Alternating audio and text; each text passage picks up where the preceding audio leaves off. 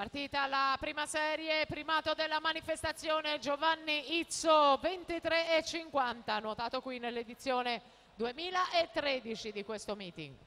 Centrovasca Francesco Peron, abbiamo ricordato, è stato bronzo ai giovanili nei 50 stile, campione italiano di categoria dei 100 metri, è lui che va a vincere. Francesco Peron, 23,70 per la vittoria dei 50 stile libero. Eros Comin, 24,22 poi dal Farra, ma meglio di lui Bizzotto dalla serie numero 4. E dunque Peron, Comin, Bizzotto la classifica.